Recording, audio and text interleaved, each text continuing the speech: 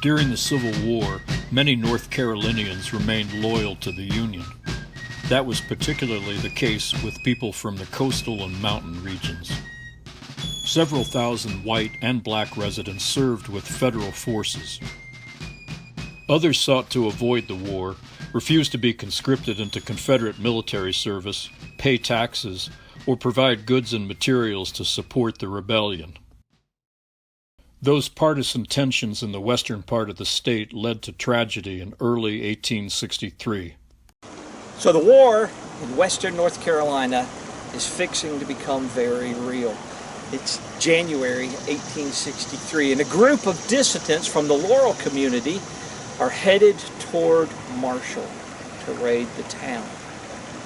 The Laurel community, Shelton Laurel community, had been a problem for many, many years, months, going back early into late 1861 or 1862. It had become a haven for dissidents and deserters and outliers and Unionists, largely from East Tennessee. When Jefferson Davis declared martial law in East Tennessee with the passage of the Conscription Act, a lot of men from East Tennessee made their way to Laurel to try and evade military service and the Confederate government. Numbers 800, 900, or 1,000 men sometimes in the Laurel community. And the only way they could survive was by raiding into the surrounding counties, as far away as Greenville, Tennessee, and Haywood and Yancey counties nearby, stealing food, stealing provisions, stealing guns, stealing clothes, whatever that they could take. It's January, it's cold. There had been a drought in late 1862. There was snow in various places along the mountains. And local men in the Laurel community had heard that there was salt in Marshall. The Confederate government had started selling salt to the various counties at price, and each county had a salt commissioner. And you needed salt. It was one of those commodities that everyone needed for their farms.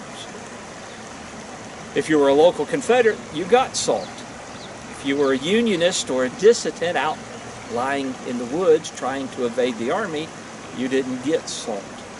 So a group of men, sometimes numbered at 50, we don't really know the number, raided into Marshall, January 1863.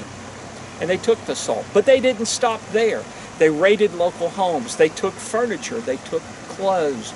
They went to the home of Colonel Lawrence Allen of the 64th North Carolina. And they took provisions, and they took clothes, and they took the blankets off the beds of his sick kids. They made his wife strip down to nothing and took her clothes as well.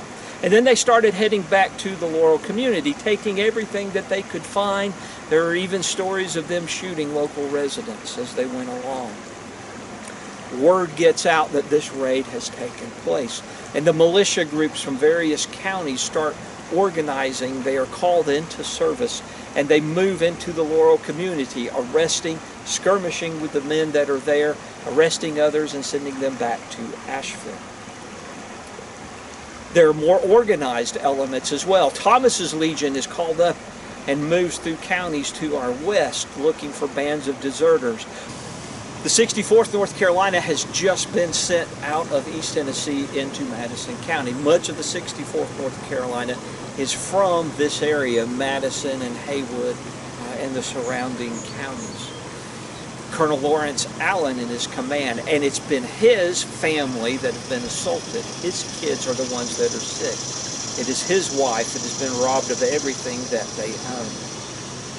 They head into the Laurel community, and somebody from town, from Marshall, where Allen is from, arrives and says, "Your kids are not going to make it." And Allen, with a small escort, rides toward Marshall.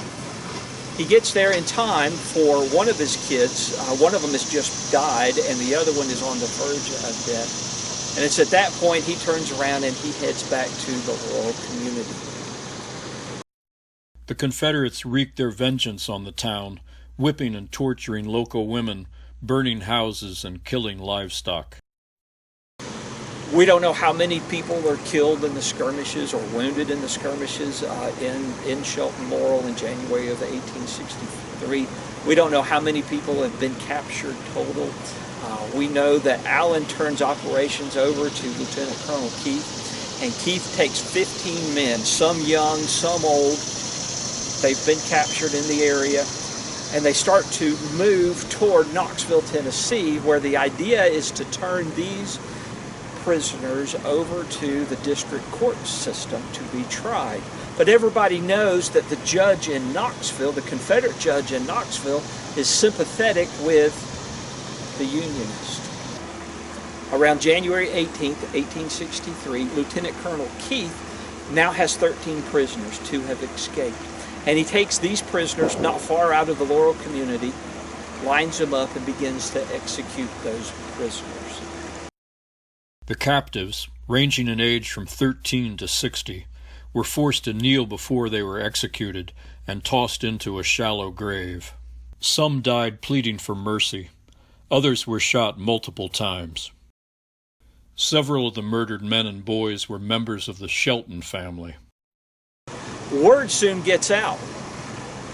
Augustus Merriman, who's solicitor for Western North Carolina, sends word to Governor Zebulon Baird Vance saying, something has happened. I don't have good reports about it. I'm not sure exactly, but something bad has happened. And Merriman continues to investigate. Now, it's not clear if he ever talked to anyone in the 64th North Carolina or anyone that was an eyewitness to these events, but word gets out, and he writes Vance back about how these men, local men from Madison County, North Carolina residents, have been executed. Now, some of them were Confederate deserters, some of them were young men, but it's wrong regardless. And Vance believes that, and he starts writing notes to various people saying, various government officials saying, we want justice. Where is Lieutenant Colonel Keith? Where is Colonel Allen? These men need to be arrested and turned over to civilian courts and prosecuted, and that never happens. Brigadier General Henry Heath, Allen's superior, and who Keith claimed had approved the executions, avoided censure. Allen was given a 6-month suspension from the Army. Keith fled into the mountains. The fugitive Keith was eventually caught by Union troops and indicted on charges of murder. He was imprisoned for 2 years before relocating to Arkansas after the war.